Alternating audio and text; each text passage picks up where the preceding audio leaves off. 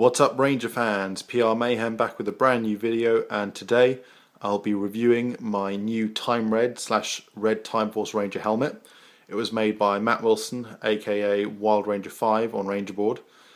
Today I'll be overall doing a review on the helmet. You guys have seen my other pieces to this cosplay before. You've seen my Kranga suit. I'm currently having a new one made by Rav Seams that's custom made to my build. Which my Kranga suit is not, unfortunately. You've seen the gloves and everything else, so it's going to mainly be the helmet today. Those of you who are on Ranger Board have already seen me suited up in the full gear, and you guys will see me momentarily. I actually shot that part and got it out of the way first.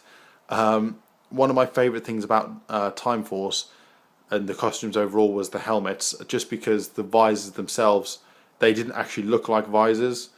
They could completely see where they were going and what they were doing, but it didn't look like they could, which was an amazing aspect of the show in my opinion. Certainly, apart from the original series, one of my, if not my favourite season overall. So I'm going to jump ahead into the view. I'll be showing you how the visor is done, how Matt managed to tint it red while still being able to see through. The visibility on it is still absolutely perfect, nothing wrong with it at all. Down to the clasps, down to the inside. One thing I'll mention before, ahead of time, is that this helmet is remarkably small.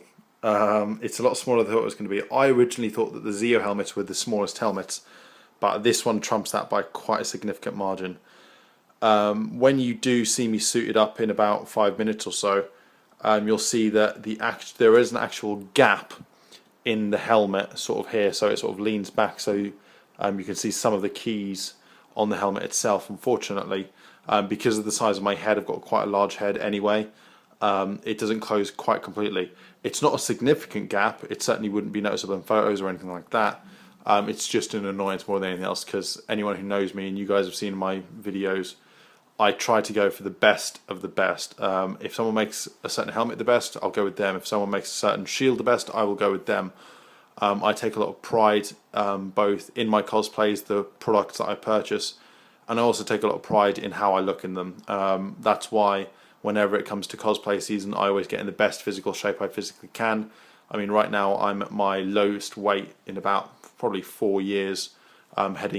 Just come off MCM Expo a few weeks ago in London in May.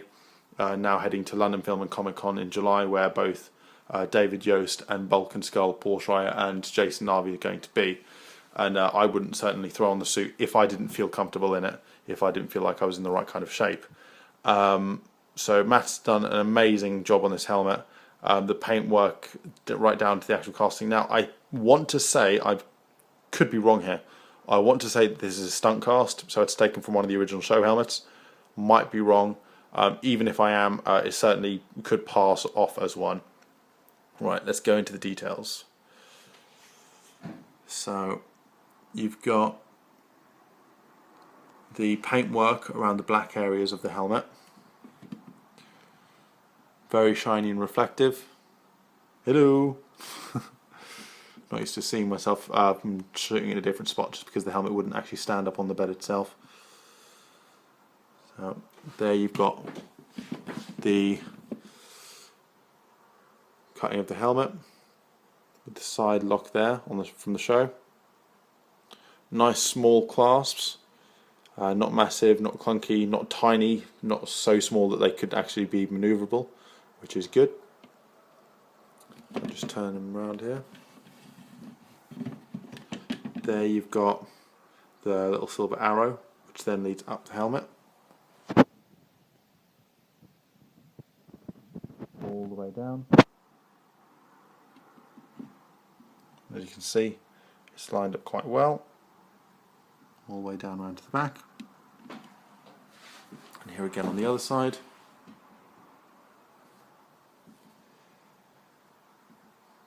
There you see the lip area.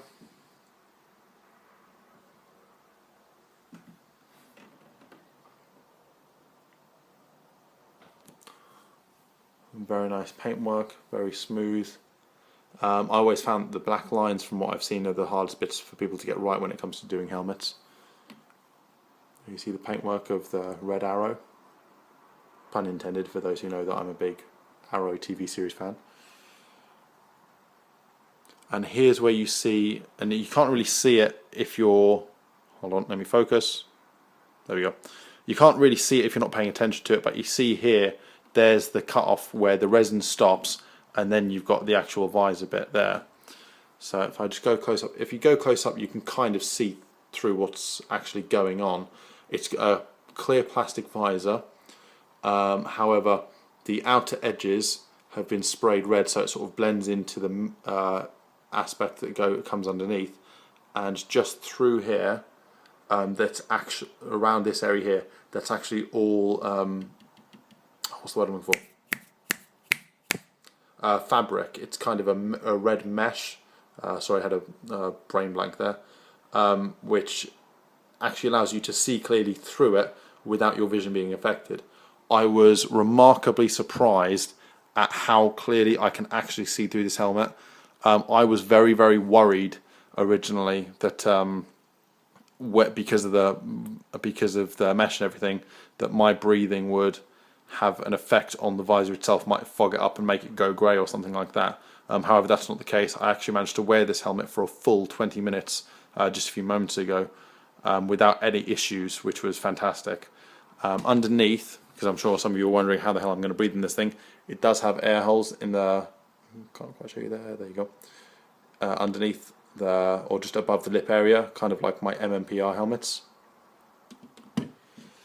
What I'll do now is I'll actually show you the inside of the helmet. Now here's the inside of the helmet. It didn't actually come this way. When it arrived today from Matt, it actually was fully padded out. Here you see sort of like a pinkish red foam. This type of rubbery foam was literally covering the entire back and the entire front, including the mouthpiece here. You can see little bits of it that are still sticking around. I actually had to rip literally all of it out just to give myself a bit of wiggle room within the helmet. I currently have particularly long hair, so when it comes to London Film and Comic Con, should I will be wearing this, I will need to get a significant haircut. I'll probably just shave all of it off, to be honest. Get like a number 3 or something, because it's currently causing issues, as I mentioned, with the gap at the top of the helmet. Here you've got elastic between the two pieces to keep them in sync, in line with the keys. Some people do it with hinges. I don't mind either way. Now half of my helmets have hinges, half of my helmet have elastic attachments. Here you see what I was talking about earlier with the mesh visor. It's attached on both ends. It's got a bit of Velcro here, so if I need to take it off and then wipe down the visor if it's gone foggy. And there you see what I was talking about with the painted red areas on the outside with the clear visor on the middle part. So if I just close her up there. And there you've got small clasps. Go to the other side.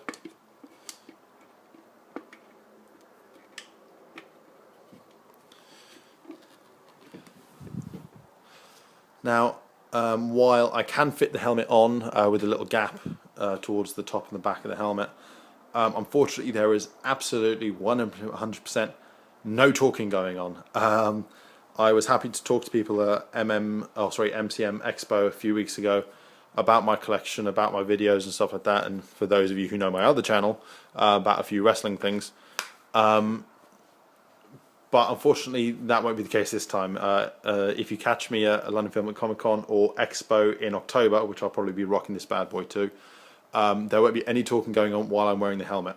I literally cannot physically open my jaw because it's that tight. So I'll have to take it off to communicate with anyone, which is going to be strange. Most of the time, people try and talk to me, and I'm happy to have a conversation about anything you want, but not if I'm having to breathe only through my nose. So that's about it in regards to the helmet. Real nice job. Now for pricing and stuff, you'll have to contact Matt directly, just because I don't know the particular details. I'm sure some helmets are more, some helmets are less, kits are less, that type of thing. So please contact him directly. What I'm going to do now is I'm going to suit up and show you me with the helmet on. You'll see the gap in the helmet during this section of the video, and then I'll rock the Chrono Sabers as well. and I will catch you guys as always next time. Enjoy the preview.